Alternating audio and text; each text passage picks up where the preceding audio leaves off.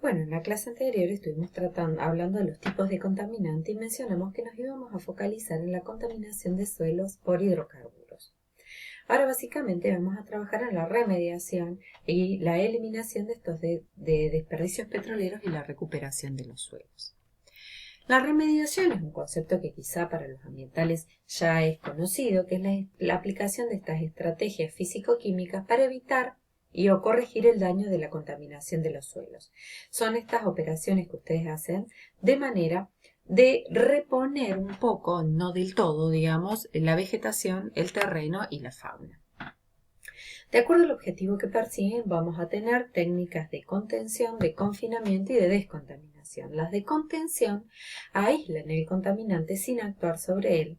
Sin embargo, las de confinamiento reducen la movilidad. Pueden ser, por ejemplo, cuestiones físico-químicas que modifican lo que nosotros habíamos mencionado anteriormente, la solubilidad y la viscosidad de este contaminante a través de aditivo.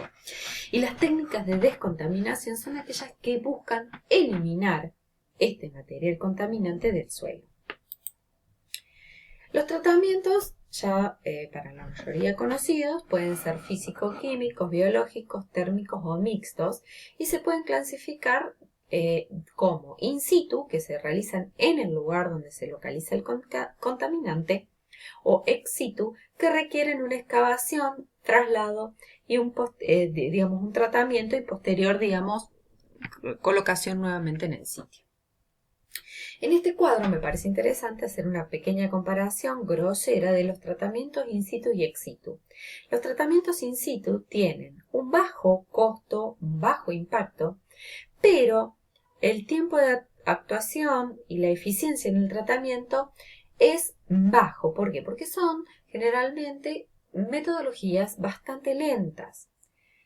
Y como todo en la vida, los tratamientos ex situ tienen un alto impacto porque ustedes tienen que ver que remueven el suelo, como en el caso que veíamos cuando hablábamos de pasivo ambiental, donde removían gran parte de ese suelo para ser trasladado.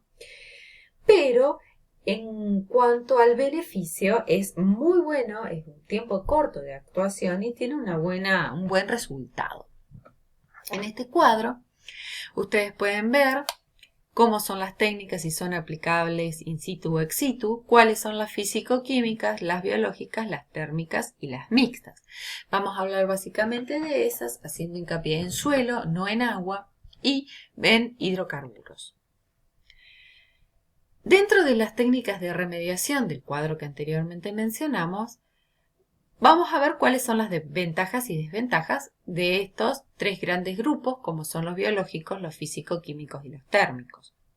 Los biológicos son efectivos en cuanto a costos y son más eco-friendly, digamos, porque son generalmente fitorremediaciones o remediaciones con microorganismos, bacterias, o sea, son mucho más ecoamigables.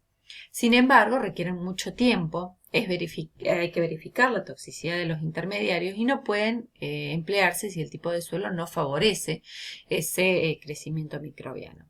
Los físico-químicos son efectivos en cuanto a costos, se pueden realizar en periodos cortos, es accesible, pero el problema de aquí son los residuos generados. Tienen que ver que los residuos generados tienen el contaminante, por lo cual tienen que ser tratados o tenemos que ver dónde los vamos a colocar. Los térmicos son rápidos, sin embargo son costosos y requieren una inversión de capital y de mano de obra muy grande. Comencemos entonces a hablar de cuáles son las técnicas de contención, aquellas que evitaban que migre el contaminante. Tenemos las barreras verticales, las horizontales, de suelo seco, sellado profundo y barreras hidráulicas. Básicamente lo que nosotros tenemos es una barrera impermeable que evita que se desplace esta pluma de contaminación. Reduce el movimiento lateral del contaminante sublixiviado. Básicamente se excavan zanjas y se colocan membranas o geosintéticos como aislantes. Ustedes quizá tienen mucho más amplio panorama en la definición de los geosintéticos y los geotextiles. Se colocan como estructuras metálicas y pilotes para dar estabilidad y se emplean en suelos con texturas gruesas no muy compactados. Las barreras horizontales justamente es para que no tengamos una migración vertical Y sería, por ejemplo, el caso del piletón que nosotros vimos recubierto por esa membrana plástica. Puede ser cemento, bentonita o algún tipo de poliéster. Las barreras de suelo seco. Básicamente también son in situ y es para contener estos derrames de petróleo. Lo que se hace es secar el suelo. Se utilizan pozos verticales y horizontales. Se circula este aire seco, se evapora el agua y los contaminantes. Y el vapor del agua se reinyecta para volver a ocurrir lo mismo y esta barrera del suelo seco y evita que percole. Las técnicas de confinamiento. Las técnicas de confinamiento dijimos que estabilizaban o reducían la movilidad del contaminante a través de estos procesos físico-químicos, convirtiéndolos en formas menos solubles o encapsulando el material. Pueden ser estabilizaciones físico-químicas ex situ, inyección de solidificantes in situ o vitrificación. Dentro de la estabilización físico-química, que es ex situ, es para metales pesados, reduciendo su movilidad en el suelo y su lixiviado. Pueden ser reutilizados o ir a un vertedero. Es utilizado básicamente para sustancias orgánicas o pesticidas y elimina la fracción gruesa y se mezcla con agua y aditivos, aumentando el pH y haciendo precipitar los metales. En el caso de inyección de solidificantes son para contaminantes inorgánicos, pueden ser reinyectados o utilizados, se mezcla, se elimina la fracción gruesa y la fina se mezcla con agua y aditivos, aumentando el pH, permitiendo la precipitación de los pesados y estos aditivos o parafinas se combinan con este contaminante inorgánico inmovilizándolo. La vitrificación en el caso es para contaminantes inorgánicos y cianuros. Básicamente se calienta el suelo con una corriente eléctrica. Para que se produzca la vitrificación tenemos que tener un suelo con sílice, o sea que van a ser suelos gruesos, o sea con una abundante cantidad de silicio, suelos sílices, suelos arenosos, y básicamente tenemos que tener contaminaciones poco profundas porque los electrodos no pueden ser de un gran tamaño. Ahora vamos propiamente a las técnicas de descontaminación. Comenzaremos con las biológicas, que son las más amigables. Básicamente, estos contaminantes, los tratamientos, digamos, de recuperación degradan los contaminantes orgánicos o disminuyen la toxicidad. ¿Qué empleamos en las técnicas biológicas? Bacterias, hongos o plantas. Tenemos in situ, que tenemos la biodegradación asistida, biotransformación de metales, fitorremediación o bioventing. Y ex situ podemos tener compostaje, lodos biológicos o biopilas. ¿Qué influye favorable o desfavorablemente en esta bioremediación? Favorable es la abundancia, por ejemplo, si tenemos hidrocarburos alifáticos, escasa presencia de resinas. Tenemos que tener en cuenta la porosidad y la permeabilidad, y si tenemos una mineralogía uniforme y homogénea. Desde el punto de vista químico, ¿qué es lo desfavorable? Que tenga mezcla con compuestos orgánicos y que sean rocas fracturadas, que se pueda, digamos, derivar hacia otro lugar, y que la mineralogía sea compleja, heterogénea y que los productos puedan reaccionar con esta mineralogía.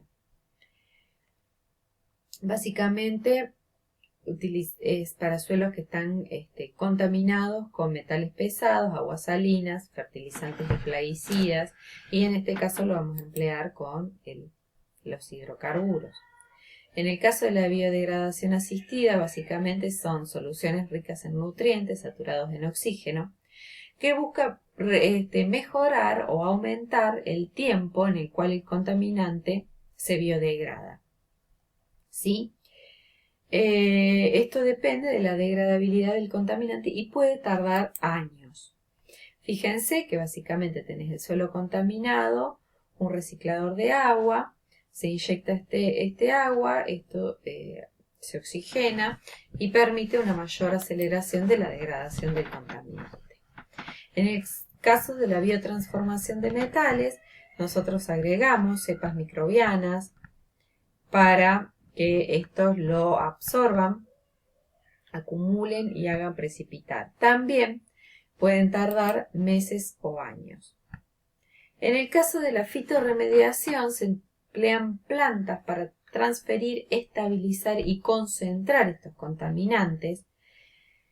La limitación es que la planta obviamente se tiene que desechar, tardan años y también depende de la característica del suelo, todos los que nosotros venimos estudiando en cuanto a textura, pH, encontrar la especie que sea tolerable también a esas cuestiones climáticas y características texturales del suelo.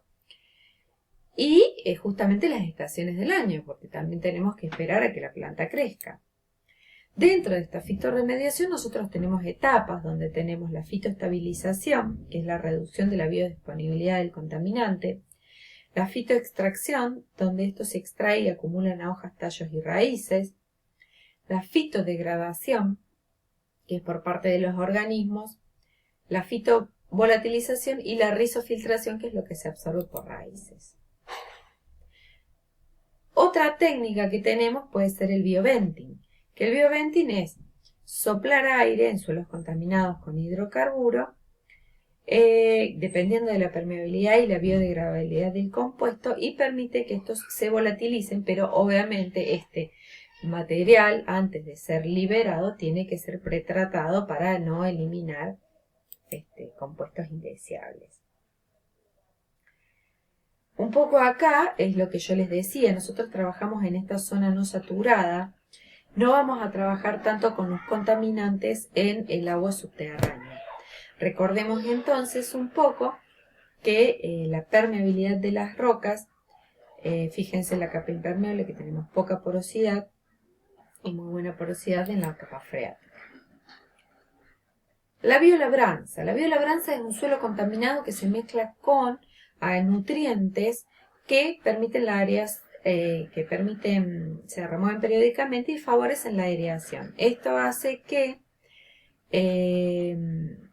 a través de estas combinaciones de las condiciones de suelo, pH, temperatura y aireación, se pueda aumentar el tiempo de degradación de este suelo contaminado.